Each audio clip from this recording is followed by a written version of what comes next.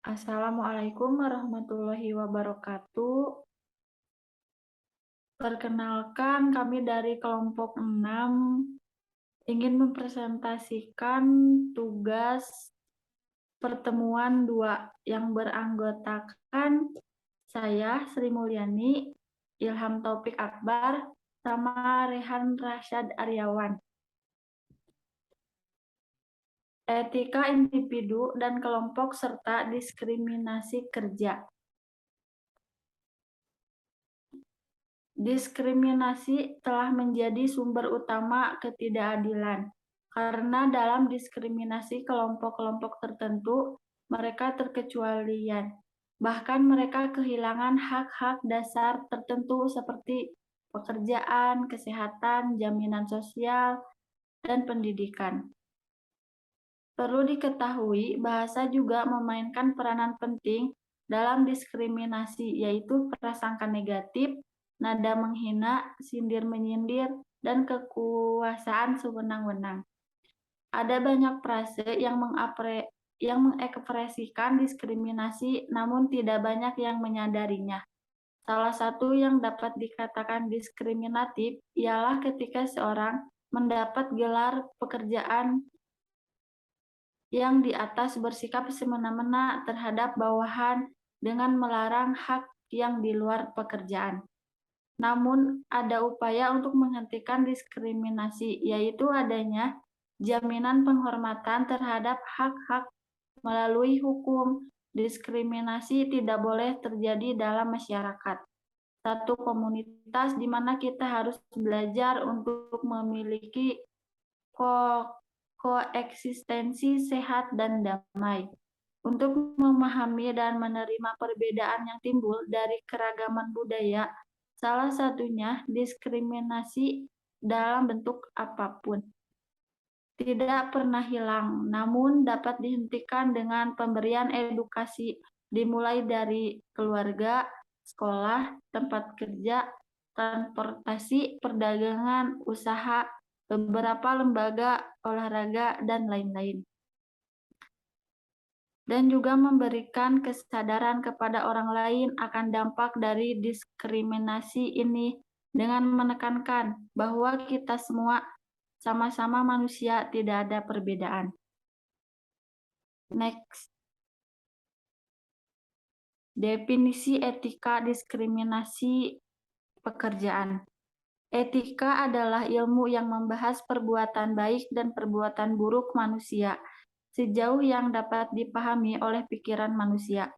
Diskriminasi perlakuan terhadap sesama warga negara berdasarkan warna kulit, golongan, suku, ekonomi, agama, dan sebagainya. Ada juga yang berpendapat bahwa diskriminasi adalah membedakan satu objek dari objek lainnya. Pekerjaan secara umum didefinisikan sebagai sebuah kegiatan aktif yang dilakukan oleh manusia. Dalam arti sempit, istilah pekerjaan digunakan untuk suatu tugas atau kerja yang menghasilkan sebuah karya bernilai imbalan dalam bertukang bagi seseorang. Next. Sifat diskriminasi pekerjaan. Diskriminasi adalah suatu perilaku dan tindakan yang tidak adil atau tidak seimbang yang dilakukan oleh individu atau kelompok terhadap individu atau kelompok lainnya. Perlakuan secara tidak adil bisa terjadi di mana dan kapan saja karena adanya perbedaan karakteristik, di antaranya perbedaan suku dan ras, perbedaan kelas sosial, perbedaan jenis kelamin atau gender, perbedaan agama, perbedaan pandangan politik, serta perbedaan kondisi fisik atau disabilitas. Dengan pengertian tersebut, melakukan diskriminasi tenaga kerja berarti membuat keputusan atau serangkaian keputusan yang merugikan pegawai atau calon pegawai yang merupakan anggota kelompok tertentu karena adanya prasangka yang secara moral tidak dibenarkan dengan kelompok tersebut. Ada 3 elemen dasar diskriminasi dalam ketenaga kerjaan, yaitu keputusan yang merugikan seorang pegawai atau lebih karena bukan didasarkan pada kemampuan yang dimilikinya, keputusan yang diambil berdasarkan prasangka rasial atau seksual, stereotip yang salah, atau sikap lain yang secara moral tidak benar terhadap anggota kelompok tertentu di mana pegawai tersebut berasal, serta keputusan yang memiliki pengaruh negatif atau merugikan pada kepentingan-kepentingan pegawai yang dapat mengakibatkan mereka kehilangan pekerjaan, kesempatan memperoleh kenaikan pangkat atau gaji yang lebih baik. Selanjutnya, presentasi akan diteruskan oleh Rehan. Ya, terima kasih, Sri. Jadi di slide kelima ini ada tingkatan diskriminasi pekerjaan ya. Indikator diskriminasi pekerjaan ini ada jika adanya porsi yang tidak seimbang atas anggota atau kelompok yang memegang jabatan yang kurang diminati dalam suatu organisasi atau perusahaan. Jadi ada 3 tingkatan. Yang pertama itu berdasarkan penghasilan rata-rata. Jadi yang dimaksud perbandingan atas keuntungan rata-rata yang diberikan organisasi pada kelompok yang terdiskriminasi dengan keuntungan rata-rata yang diberikan pada kelompok lain. Contohnya adalah penghasilan rata-rata pria bisa lebih tinggi daripada penghasilan wanita. Terus yang kedua itu berdasarkan perbandingan kelompok berpenghasilan rendah. Yang dimaksud porsi kelompok yang mengalami diskriminasi pada tingkat pekerjaan terendah dibandingkan dengan proporsi kelompok lain pada tingkat yang sama. Contohnya perbedaan ras dengan tingkatan yang sama diberi beban yang berbeda. Terus yang ketiga ada berdasarkan proporsi dari anggota kelompok diskriminasi yang memegang jabatan lebih menguntungkan dengan porsi kelompok lain dalam jabatan yang sama. Contohnya dengan tingkat pendidikan yang sama diberikan jabatan yang berbeda. Next. Di slide ke-6 ini ada argumen diskriminasi pekerjaan. Jadi secara umum, argumen diskriminasi ini dibagi 3 kelompok, yaitu ada utilitas, hak, dan keadilan.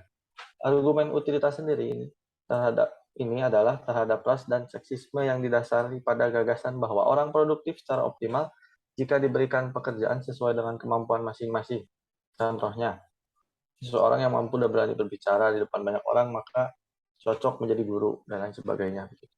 Argumen hak dan selanjutnya itu ada argumen hak argumen. Hak argumen ini menyatakan bahwa setiap orang memiliki hak untuk dianggap mandiri dan setara, dan bahwa semua individu memiliki kewajiban moral terkait untuk memperlakukan satu sama lain sebagai individu yang mandiri dan setara. Terus yang ketiga itu ada keadilan berpandangan bahwa, yang terakhir itu keadilan berpandangan bahwa diskriminasi melanggar asas keadilan karena menutup kesempatan bagi minoritas untuk menduduki jabatan tertentu dalam organisasi, sehingga secara otomatis berarti mereka tidak bisa memiliki kesempatan yang sama dengan yang lainnya. Contohnya itu adalah orang timur sulit menjadi manajer di perusahaan milik ras Jawa. Jadi syarat, termasuk syarat. Next. Praktek diskriminasi pekerjaan. Jadi itu ada dibagi 5 ya. Ada rekrutmen berdasarkan saran karyawan yang ada kedua syarat seleksi yang tidak relevan dengan pekerjaannya, 3 reward seperti bonus dan kenaikan jabatan yang dibeda-bedakan, 4 perbedaan hak, dan kelima perlakuan. Dan ada beberapa praktik diskriminasi kerja juga, contohnya diskriminasi antar gender antara pria dan wanita karena ketidaksetaraan gaji dan ketidaksetaraan kesempatan pengembangan dalam karir. Diskriminasi SARA juga termasuk suku, ras, dan agama sering terjadi antara perbedaan agama minoritas dan diskriminasi suku atau ras dikarenakan perbedaan asal wilayah setiap orang yang bekerja. Next. Nah, ini ada juga praktik diskriminasi yang lainnya, ada sexual harassment, power harassment, maternity harassment, verbal, dan mental. Next.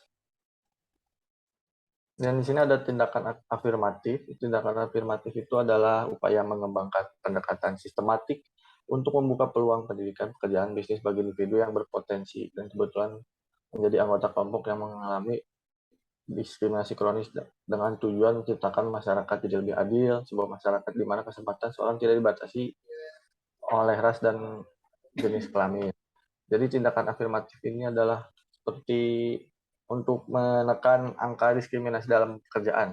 Dan sini juga ada dari sesi edukasi, itu seperti penyuluhan, gathering kuliah umum, pendidikan formal, itu ada sekolah, kelas private, dan leader opinion itu seperti public figure dan program TV. Next, akan dilanjutkan oleh A. Ilham.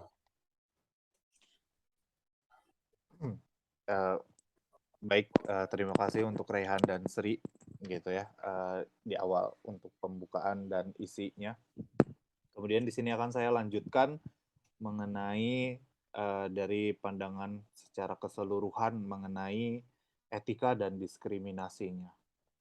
Yaitu pertama di sini adalah tentang kesebandingan gitu ya, di mana manusia itu setara ya. Kalau dari deskripsi setara dalam Kamus Besar Bahasa Indonesia itu artinya sama, sejajar, sama tingginya, kemudian sama tingkatannya berupa kedudukan dan sebagainya, sebadan gitu ya.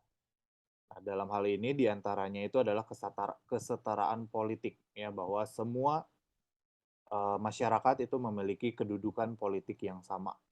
Kesetaraan gender ya, baik cewek perempuan, maaf, maupun laki-laki itu memiliki kesetaraan.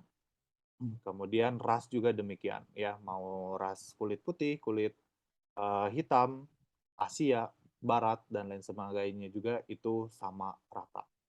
Sosial juga demikian, dan begitupun di mata hukum, semuanya setara.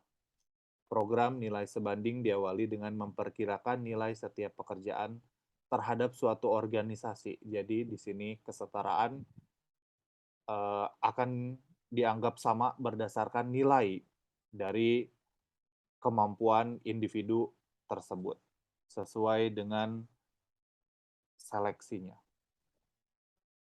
Baik, berikut ini adalah contoh analisis kasus ya, salah satunya itu adalah kasus Walmart para karyawan wanita gitu ya.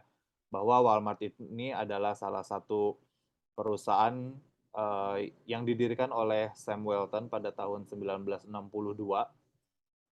Kemudian memiliki banyak cabang gitu ya, bahkan di beberapa negara Asia, Amerika, dan Eropa. Berjalan sampai pada tahun 2001 gitu ya, yang para karyawan perempuannya ini mengajukan gugatan kepada perusahaan tempat mereka bekerja gitu ya, di mana gugatannya itu berisi tentang diskriminasi gender gitu ya, di mana para wanita itu mendapatkan upah dan kesempatan kerja yang lebih kecil dibandingkan dengan para karyawan prianya. Ya, mulai diskriminasi bahkan bermulai dari tahun 1998. Namun hampir berjalan 9 tahun perjuangan para karyawan wanita tersebut itu ditolak oleh Pengadilan Banding Amerika Serikat gini, pada tahun 2010. Namun ada 6 orang karyawan perempuan yang tidak berhenti, tidak putus asa ya. Mereka ke-6 orang ini mengajukan banding pada tahun berikutnya di 2011 dan digelar pengadilan bandingnya, di mana pada pengadilan tersebut Mahkamah Agung menyetujui gitu ya, di mana 6 orang karyawan tersebut itu terbukti bahwa mengalami diskriminasi gender, sehingga mereka mendapatkan hak-hak atas gugatan yang mereka ajukan. Namun secara keseluruhan ya, dari kasus gugatan 2001 dapat dikatakan bahwa Walmart inilah yang memenangkan kasus ini, karena sekitar 1 jutaan karyawan wanita tersebut itu yang menggugat itu tidak berhasil menang karena dianggap kurangnya data bahwa karyawan wanita, gugatan tersebut itu tidak bisa digeneralisasi.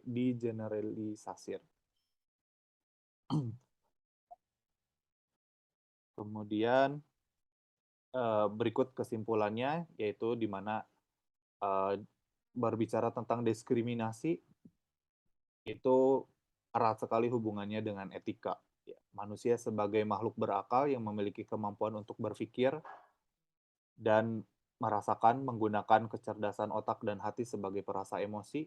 Konsep etika itu sendiri dari awal mulanya peradaban terbentuk sudah tercipta sebagai wujud dari kecerdasan manusianya itu sendiri. Oleh karena itu, sebagai makhluk sosial yang akan selalu saling berhubungan satu sama lain, sudah sepatutnya untuk saling menghargai dan menghormati, saling membantu dengan gotong royong. Diskriminasi adalah bentuk tindakan yang mengkhianati konsep etika yang menjadi perwujudan kecerdasan itu sendiri. Di era modern ini, apalagi di mana ilmu pengetahuan dan peradaban, teknologi salah satunya sudah berkembang pesat. Menjadi individu yang memiliki pribadi yang berilmu dan beretika adalah sudah menjadi suatu kewajaran.